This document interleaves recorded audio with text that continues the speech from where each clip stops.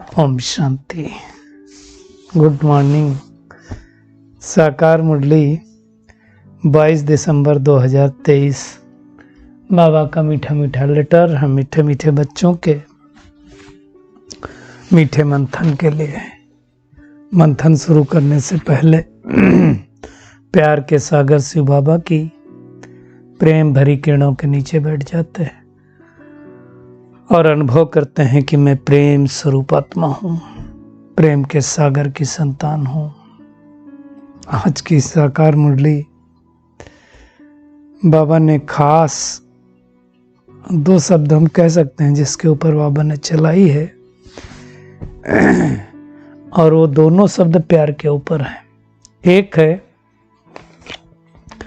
अव्यभिचारी प्यार और एक होता है व्यभिचारी प्यार।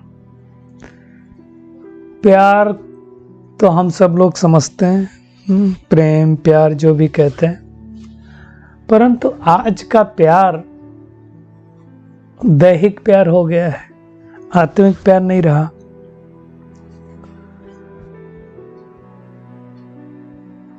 इस प्यार के ऊपर तो न जाने कितने गीत, कितनी मूवीज बन गई। कई लोग बोलते हैं कि देखते ही प्यार हो गया। Love at first sight. First sight क्या होता है पता नहीं। तो ऐसा जो भी प्यार होता है वो दैहिक प्यार कहा जाएगा।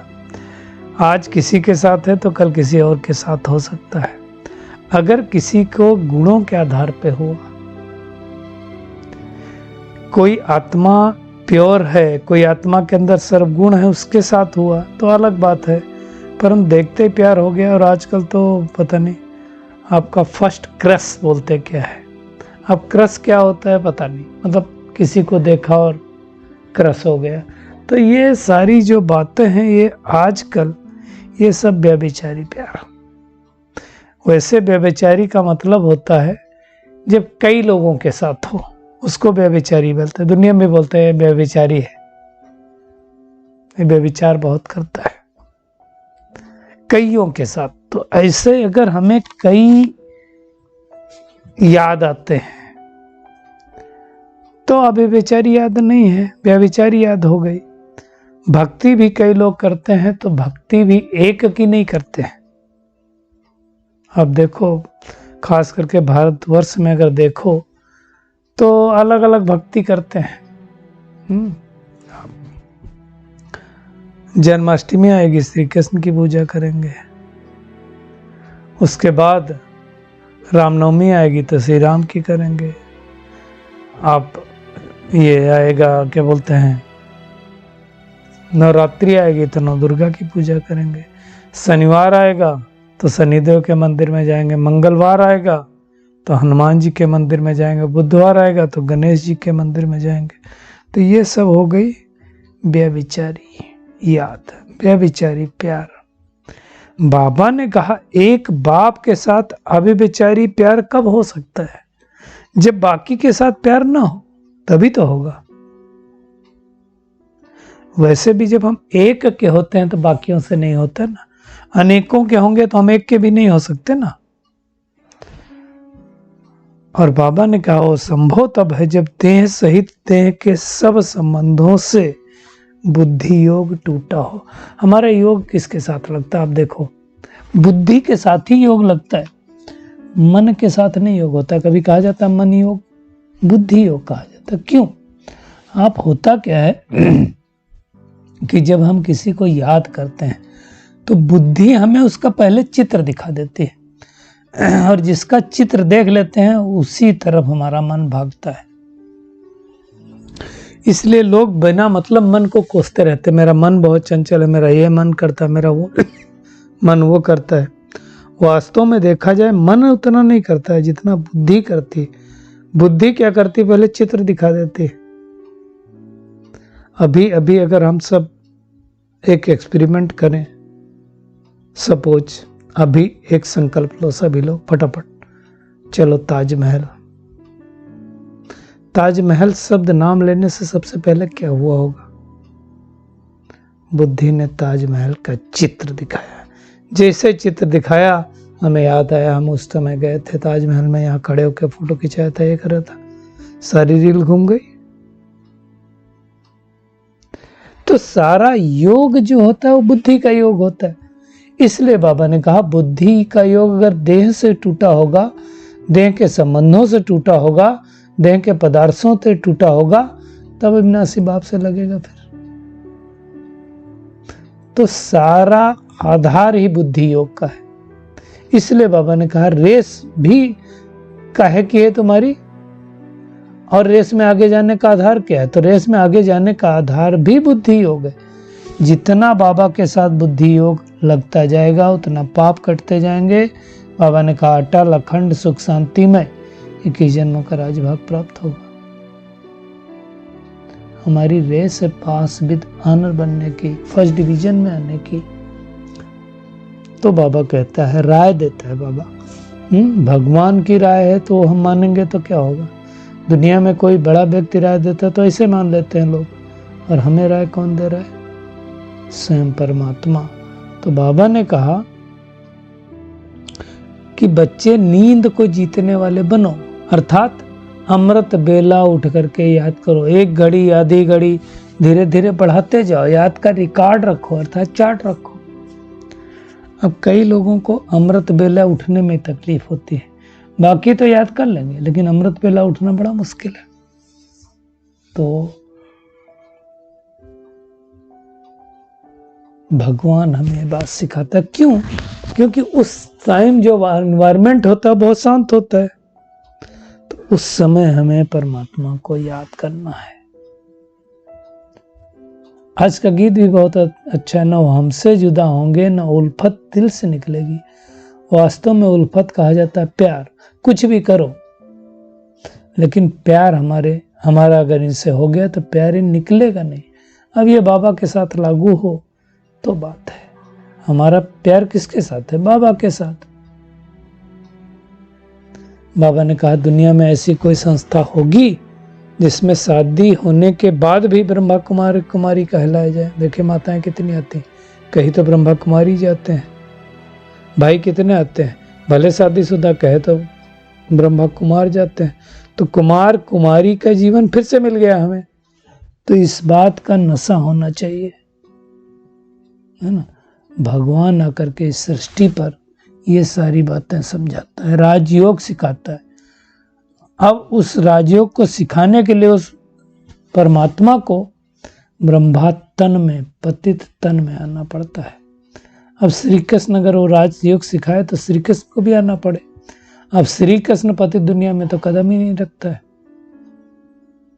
है ना। बाप है, बच्चों के खातिर कुछ भी करता है। तो इन सब बातों को अच्छी तरह से समझना है।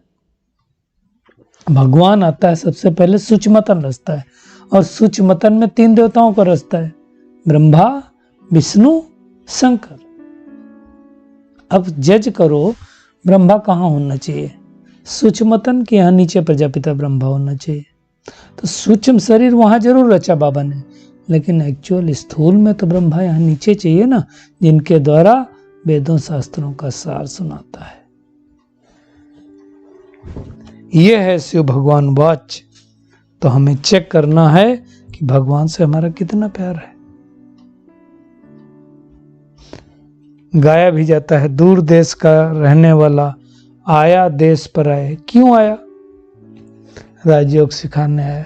शरीर भी पर आया, देश भी पर आया, तो वही आकर के माया पर जीत पहनाता है। दुनिया में तो ये भी लोगों को नहीं पता कि ब्रह्मा की बेटी सरस्वती है, पत्नी समझ लेते हैं।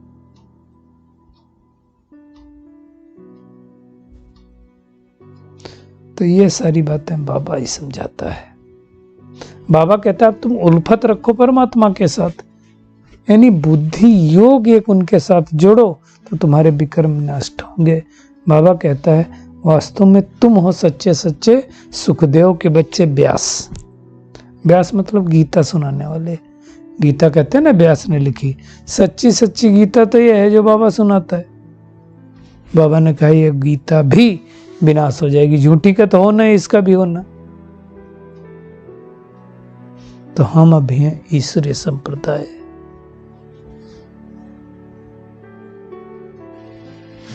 अब ईश्वर से हम वर्षा ले रहे हैं। ईश्वर शिव बाबा के पोत्रे पोत्रियां हो गए, मतलब ब्रह्मा बाबा द्वारा हमारा जन्म हुआ तो पोत्रे पोत्रियां हो गए। बाबा ने कहा स्वर्ग कहा जाता है सतयुग की, जहाँ घी दूध की नदियां बहती थी। हम नदियां बहने का मतलब एबंडेंस ही थी। आज की तरह थोड़ी कि घी मिलता ही नहीं, दूध भी मिलता है तो पता नहीं कैसे कैसे मिलता है। हम तो वंडर खाते कि आज पूरे भारत की अगर पॉपुलेशन देखी जाए तो 150 करोड़ के आसपास है। अब 150 करोड़ में से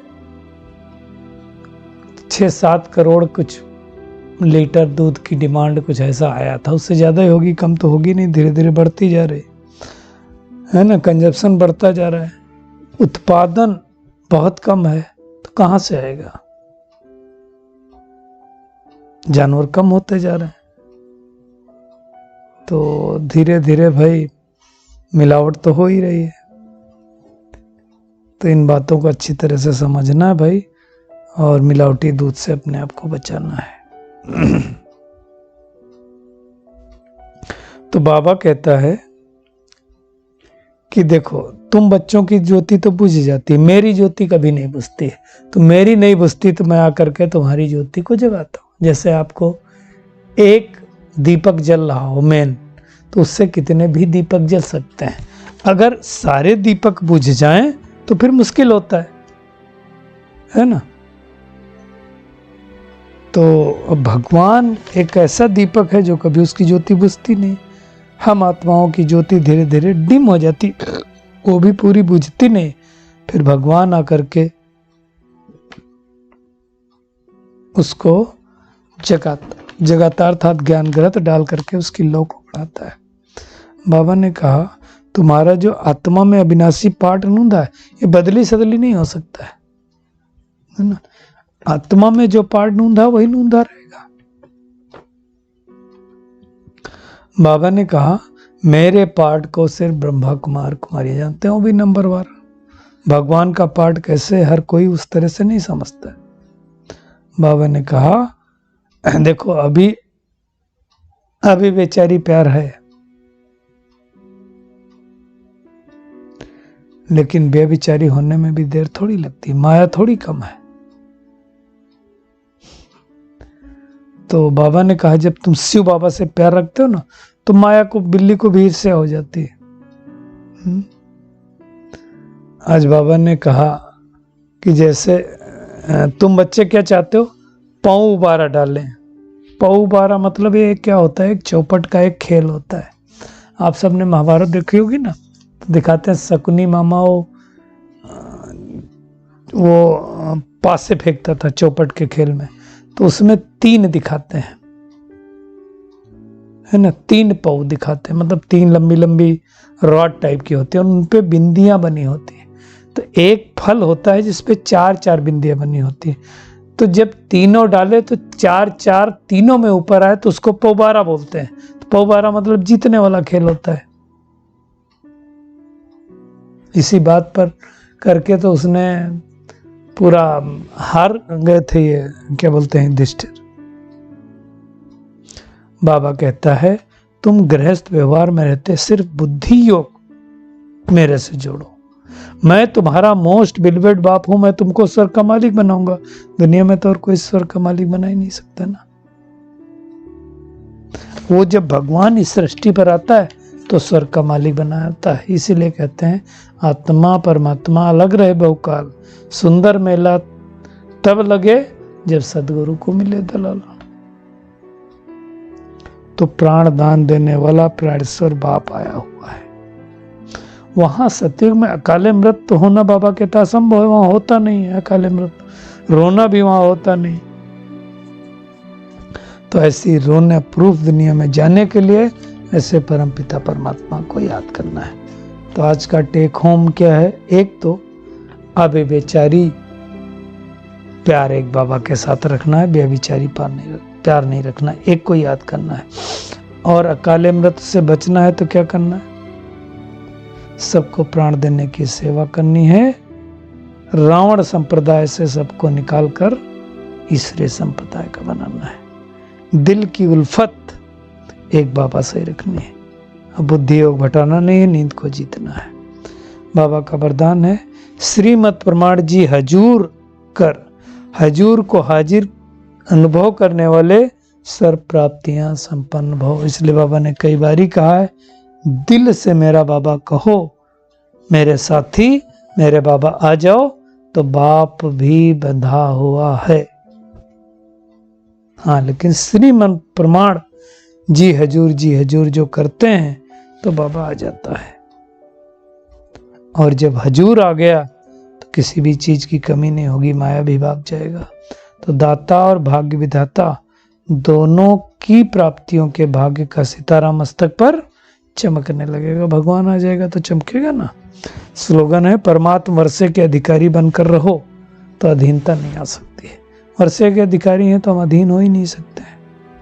चलिए परमात्मा किरणों के नीचे बैठ जाते हैं और अनुभव करते हैं, मैं आत्मा श्रीमत प्रमाण हजूर बाप को जी हाजिर करने वाली, उनकी संपूर्ण श्रीमत का पालन करने वाली कोटों में कोई आत्मा हूं। एक अभिविचारी बाप की याद में रह करके 21 जन्मों की बादशाही प्राप्त करने वाली, एक परमात्मा से उल्फत रखने वाली ब्रह्मा कुमार कुमारी हूं। भाग्य विधाता बाप द्वारा सर्व प्राप्तियों का अनुभव करने वाली कोटों में कोई आत्मा हूं। शुक्रिया मीठे प्यारे बाप दादा, शुक्रिया आप सभी का इस मीठे मंथन के लिए। ओम शांति।